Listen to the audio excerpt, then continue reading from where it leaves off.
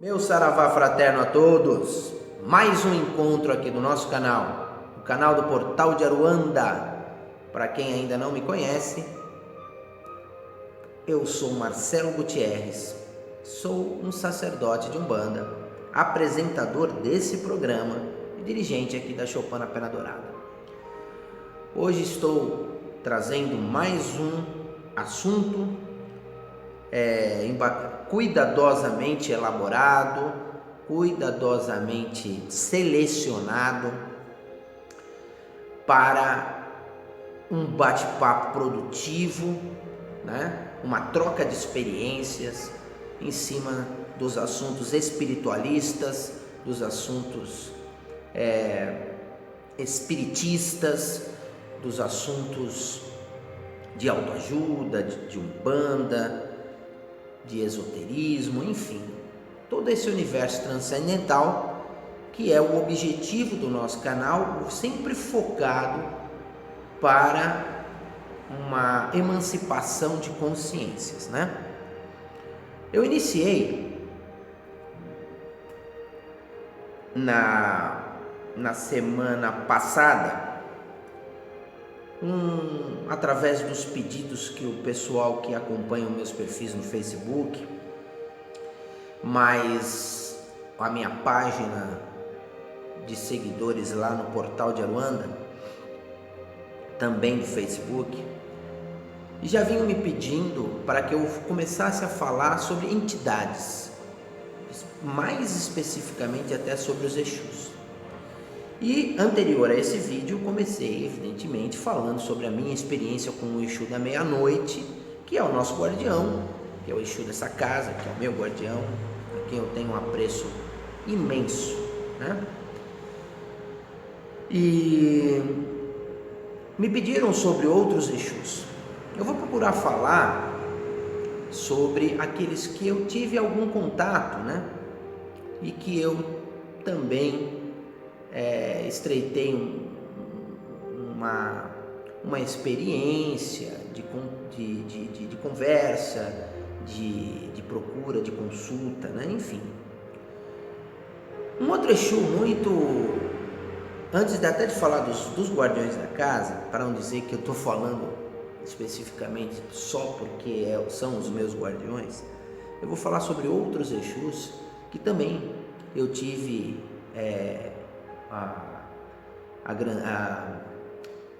a satisfação, né, de conhecê-los incorporados, manifestados em seus médiuns.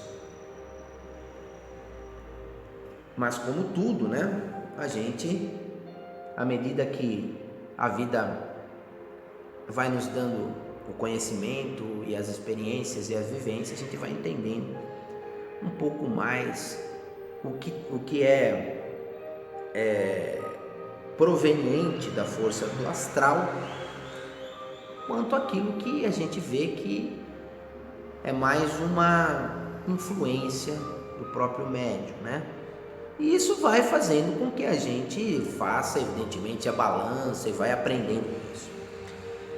Vamos falar sobre o Exu Capa Preta. É um dos Exus mais famosos, né, do universo espiritualista, das quimbandas, dos candomblés, das umbandas, das manifestações mediúnicas. Existe uma infinidade de pessoas que trabalham sob a influência, sobre a proteção e sobre a cobertura desse Exu. O Exu da Capa Preta é um companheiro do seu meia-noite também. E existem muitas histórias sobre estes Exus. Como todos os Exus, eles pertencem a uma falange, né? E eles respondem para aquela frequência pelo qual eles estão submetidos, né? Então, cada chefe de falange, ele vai agrupando os seus falangeiros, e eles vão trabalhando de acordo com aquela força que rege aquele trono, né? Aquele ponto, aquela patente, né? Determinada de um Exu, de um guardião, representando sempre as leis maiores, né? As forças dos orixás. Todos os Exus respondem às forças, respondem a algum orixá. Os Exus que eu estou falando são os Exus de trabalho, né? Nesse caso, a gente não estaria falando especificamente sobre o Exu orixá. Teoricamente, todos os Exus, todos os guardiões respondem e estão dentro da frequência do Exu orixá, mas eles respondem, seguem também a um determinado orixá, não sendo apenas o Exu orixá, pelo qual eles trabalham dentro da lei, né? Algumas literaturas antigas, eu não vou aqui direcionar o assunto para isso. Algumas literaturas antigas costumaram sempre colocar Exu como anjo caído, como demônio, associações demoníacas, fantasmagóricas, horripilantes, que eu abomino. Já falei em outros vídeos e reafirmo aqui que isso não tem nada a ver com Exu, né? Conceitos de bem e mal no panteão africano, no Oriente, são completamente diferentes do Ocidente, daquela influência que a Igreja Católica colocou sobre o mito diabo, sobre o mito do Satã, né? Então isso não tem nada a ver com Exu. Exu é uma coisa, esses conceitos são outros. No sincretismo enfiaram essa condição no inconsciente coletivo das pessoas, e todo mundo entende que o Exu é um ser assim, associado a essas forças, e nada tem a ver, e nunca teve, mas a gente vai ter que trabalhar bastante para tirar isso da cabeça das pessoas. Assim como tudo que é relacionado ao ocultismo, a gente sempre tem no nosso inconsciente coletivo, naquilo que a igreja há 2000 anos faz, a católica, mais agora recentemente a evangélica, então de uma forma catastrófica em cima, para demonizar, para satanizar, né? Tudo aquilo que não é relacionado ao que eles entendem lá como a salvação, entendeu? Então eles seguem aquilo e querem enfiar e querem perseguir as outras religiões. Nada mais do que uma inquisição contemporânea, é o que esses caras querem fazer, desses cultos neopentecostais. E o Exu, como todos, o Exu da capa preta, existem as histórias sobre ele, né? E nós temos ali, evidentemente,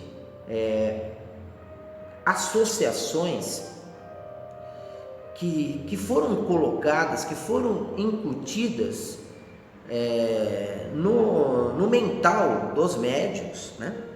E esses médiuns começaram a entender que ele era um ser das trevas também, né? E isso, o Exu, ele acaba sendo submetido a essas influências, né? E o despertar de consciência é que vai sendo trabalhado ao longo do tempo. Então, o Exu da capa preta, eu presenciei há uns anos atrás, há bastante anos atrás, né? Logo no princípio da minha trajetória dentro da mediunidade, dentro do meu desenvolvimento, dentro das minhas andanças, como eu sempre falo, uma pessoa que trabalhava com ele. E o Exu da capa preta, ele é há uma história de que ele foi um jurista, né? Que ele teria sido um grande jurista, né? E por isso que ele trabalha com as leis, né? Respondendo por esse campo da essência na espiritualidade, dessa base, dessa fundamentação. Existem outras vertentes que dizem também, outras histórias, falando que o Exu da capa preta também teria sido um padre, teria sido ligado à questão da Inquisição também. Existe também outras histórias que falam que ele foi um grande maçom, né? Um magista. Todas são verdadeiras? Todas são falsas? Como eu disse, todos os Exus, eles têm a sua história, ele tem a sua trajetória. O Exu que baixa num terreiro aqui, que tem a denominação de Exu da capa preta, ele não vai ter a mesma história de um outro que baixa lá no terreiro da esquina, em outro terreiro. Ou seja, cada um tem a sua história e eles são abarcados, são introduzidos como falangeiros, como os escudeiros, e recebem a patente de ser um Exu daquela falange. Entendeu? Então, cada um tem a sua história, cada um vai contar a sua história à medida do possível, da percepção e daquilo que aquele grupo pelo qual ele está inserido, que ele comanda, poderá absorver aquela história. Aí vai vir também algumas histórias que são fantasia, não vou negar. Existem pessoas que falam coisas e querem associar tudo ao Exu, né? Como se todo Exu tivesse sido um ser que caiu nas trevas e que ele agora está aí como escravo dos orixás, como escravo dos caboclos, como escravo dos pretos velhos, né? Como se todo Exu teria caído na sua existência, né? E que ele sempre estaria ligado a coisas do mal, sempre tivesse feito mal, e agora, por ele ter sido sempre mal, ele é um Exu hoje.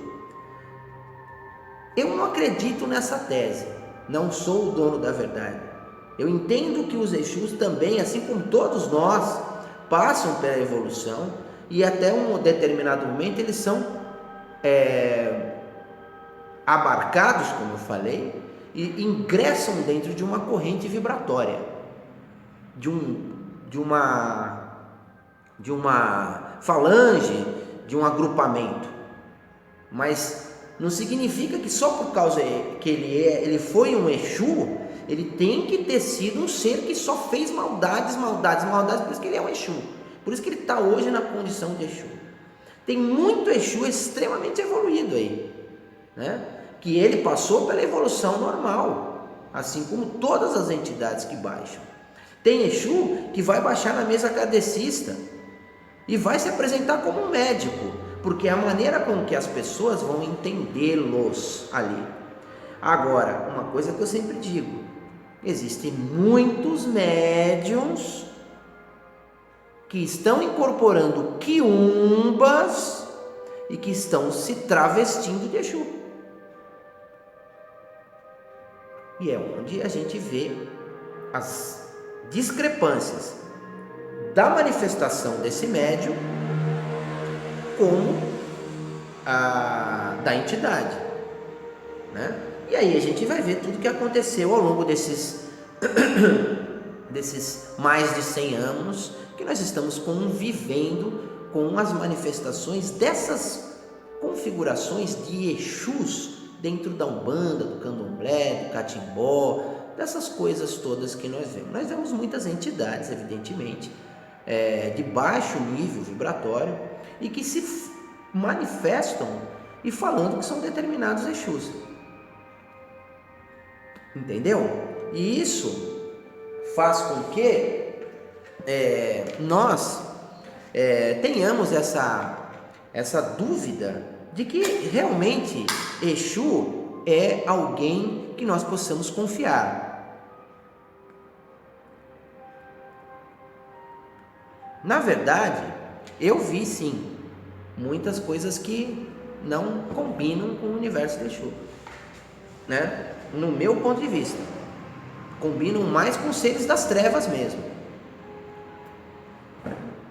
Porque se um Exu, aí veio o termo Exu de lei, se um Exu ele responde para a lei maior, ele não vai ficar querendo destruir, prejudicar a vida das pessoas. Ele não vai ser um ser traíra, ele não vai ser um ser neutro. Ele faz aquilo que você manda e se vende, né? Ele é um corsário agora. Exu, sendo Exu, desde o princípio que ele é um Exu, ele é um patenteado, ele não vai ficar fazendo coisas para prejudicar o médium dele e a coletividade pelo qual ele está lá procurando evoluir.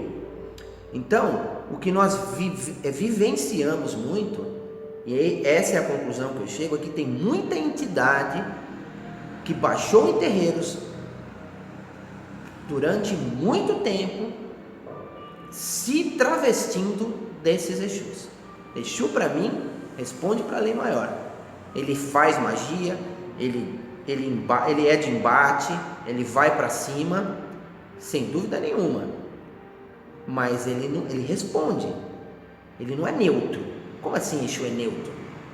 Quer dizer que o Exu vem aqui, você vai lá e faz qualquer coisa, você barganha com ele, ele vai lá e ele faz? Ele não vai responder? Tudo no universo nós respondemos.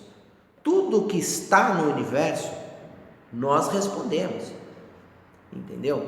Então tem muitas associações que foram colocadas a Exu, muitas das coisas de feitiçaria, muitas das coisas da bruxaria, né? Muitas das coisas do Wicca, por conta da natureza daquela entidade, de como aquela entidade passou a sua trajetória existencial, e quando ela chega dentro da Umbanda, ela já vem com toda uma bagagem existencial. E ela vai, como a Umbanda resgata uma série de formas de cultos, né, que se perderam ao longo das existências, não seria diferente com os Exus que tiveram uma trajetória de magos, uma trajetória toda ela de maçonaria, uma trajetória dela das energias que eles manipulavam, das forças, dos conhecimentos que eles trazem ao longo das existências. Mas a gente vê muita coisa complicada de fazer com que as pessoas entendam. Falando especificamente sobre o Exu da capa preta, né? Eu me lembro que sobre essa pessoa que eu falei que trabalhava com ele, pelo qual eu tinha muito respeito e tudo, né? Ainda tenho respeito, mas os assentamentos para esse Exu eram feitos e a gente ficava sabendo, né? Que era necessário pegar um gato preto vivo e fazer o assentamento desse animal para esse Exu, colocando esse animal dentro do assentamento ainda vivo.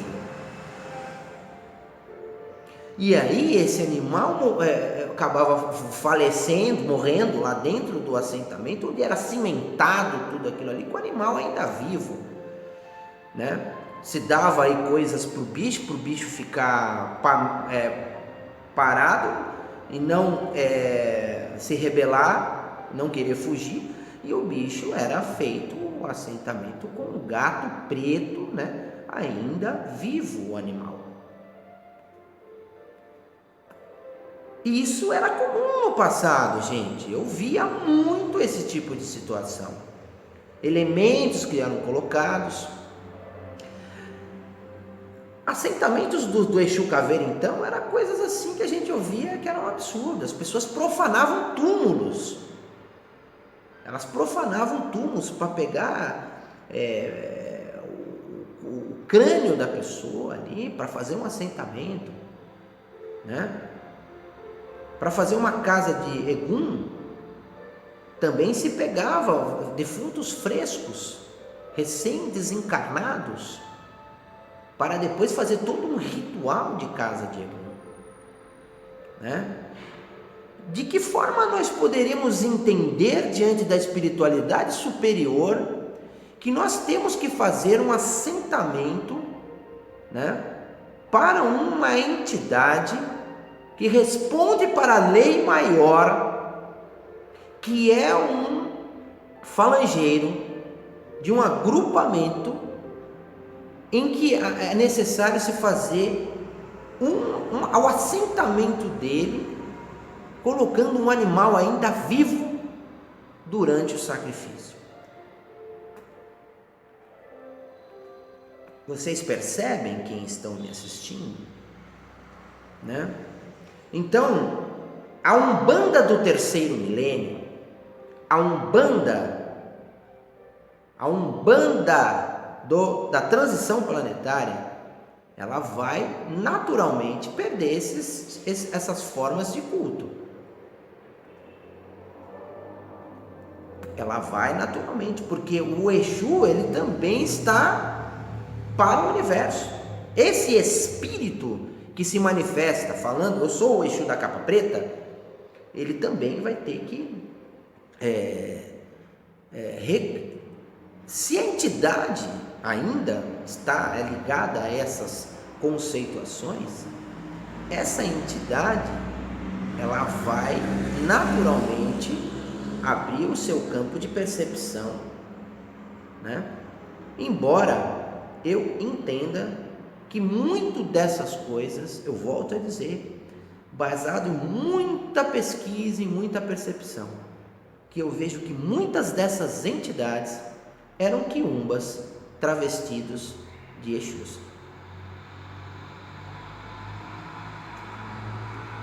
Por conta dessas situações é que nós vemos a dinâmica do que aconteceu dentro do universo da Umbanda, a dinâmica que fez com que o Exu, né, e muitos até todas as entidades que militam dentro da Umbanda pudessem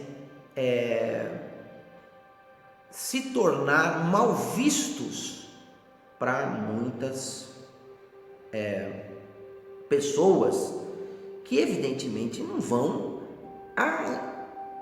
aceitar sacrifícios do animal em condições como essa. Então o Exu da capa preta, assim como todos os Exus, hoje eu estou falando sobre ele, também é um Exu sábio, é um Exu que também tem um conhecimento fantástico, é um Exu que tem várias vivências, várias encarnações, e ele se apresenta envolto a uma capa, é um Exu do cemitério, né? Existe o capa preta das encruzilhadas também, mas esse que eu estou me referindo foi um Exu que era um Exu que trabalhava nos cemitérios, né? Então, eles vão dividindo, vai tendo os Exus das encruzilhadas, vai tendo os Exus dos cruzeiros, os Exus dos cemitérios, os Exus dos campos, das matas, e eles vão aumentando o seu ciclo de forças e eles vão naturalmente respondendo, né, às forças maiores.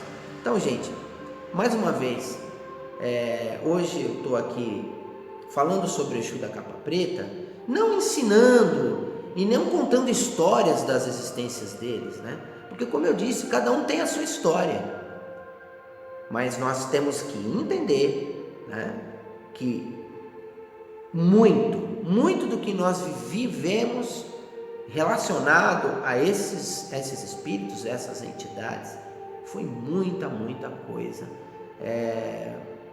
mal interpretada, foi muita influência do astral inferior e que acabou, lamentavelmente, generalizando aí, e hoje a gente está trabalhando forte para mudar essa imagem satanizada que fizeram incutir no inconsciente coletivo das pessoas. Ok, gente? Então, eu fico aqui, mais sobre esse assunto, eu fico por aqui, mais bate-papo sobre entidades, nós vamos trazendo mais outros Exus, mais outras formas de entendimento. Estou aqui aberto a dúvidas, perguntas, divergências, né? Prevalecendo sempre o bom senso, para que nós possamos contribuir para a Umbanda do terceiro milênio, a Umbanda desmistificada de conceitos retrógrados, de conceitos que não pertencem ao progresso espiritual, a nossa caminhada de evolução. Nós não podemos mais ficar perdendo tempo com assuntos que não acrescentam em nada, com discussões infundadas sobre as entidades que baixam nos terreiros. São seres de patente? São seres que respondem para as leis maiores. Eles não estão aqui para fazer mal para os outros, não. Eles não estão aqui para resolver picuinha de ninguém. Eles estão aqui para nos ajudar a nos emancipar, para crescermos dentro da escala espiritual, que é o que representa a Umbanda do terceiro milênio. Ok, gente? Meu saravá fraterno a todos. Laroie Exu, saravá seu capa preta, saravá sua força, sua luz, sua grandeza. Que o Senhor continue fazendo o seu trabalho, e seus médios e seus assistidos por esse mundo afora, todos os seus falangeiros, dando luz e axé e proteção. Eu estou aqui todas as sextas-feiras na choupana do Cacique Pena Dourada, impreterivelmente a partir das 20 horas. Quem quiser conhecer o nosso trabalho, estamos aqui à disposição. Gostou desse vídeo? Compartilha, gente. Deixa a mensagem seguir, ela vai seguir o seu caminho dentro das mídias, dentro da internet, a quem precisar ouvir, a quem precisar entender. Até o próximo encontro!